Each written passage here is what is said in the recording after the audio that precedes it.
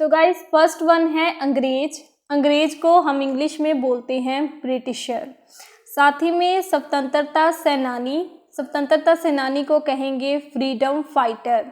स्वतंत्रता दिवस जो कि हर साल 15 अगस्त को मनाया जाता है, इसे हम बोलते हैं इंडिपेंडेंस डे। और गुलाम को हम इंग्लिश में बोलते हैं स्लेव।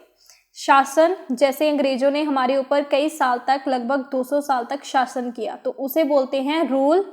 आज़ादी जो हमें 15 अगस्त के दिन मिली, इसे हम बोलते हैं फ्रीडम। झंडा को हम इंग्लिश में बोलते हैं फ्लैग, फिर चाहे वो किसी भी देश का हो। हमारे देश का झंडा है तिरंगा, तो इसे हम इंग्लिश में बोलते हैं ट्राई कलर। इसके बाद जो है वो है फहराना, जैसे झंडे को फहराया जाता है 15 अगस्त के दिन, उसे बोलते हैं होइस्ट। सलामी दी जाती है तो उसे बोलते हैं सल्यूट, ये तो कॉमन ही है, आपने भी देखा होगा सल्यूट करना।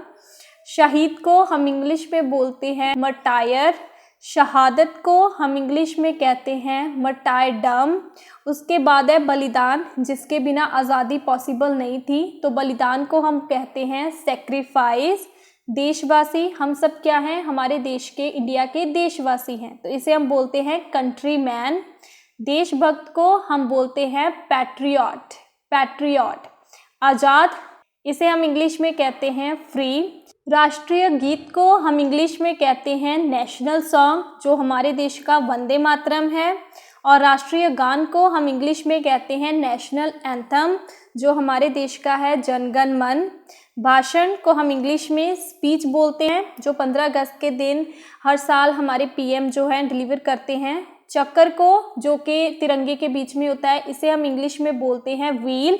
आप इसे व्हील ऑफ टाइम भी बोल सकते हैं। इसमें जो तीलियां होती हैं वो होती हैं टोटल 24, जिन्हें हम इंग्लिश में स्पोक बोलते हैं। धूमधाम और ठाट बाट को हम इंग्लिश में पॉम्प कहते हैं, फिर चाहे वो किसी भी त्यौहार को लेकर मनाया जाए। संबोधित करने को हम इंग्लिश में कहते हैं एड्रेस। श्रद्धांजलि को, जो शहीदों को दी जाती है, इसे हम बोलते हैं ट्रिब्यूट। श्रद्धांजलि देना को हम कहते हैं पेड ट्रिब्यूट। लोक नृत्य, फोक डांस और झांकी को हम इंग्लिश में बोलते हैं tableau.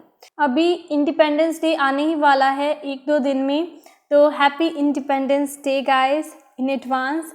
Thank you so much for watching this video.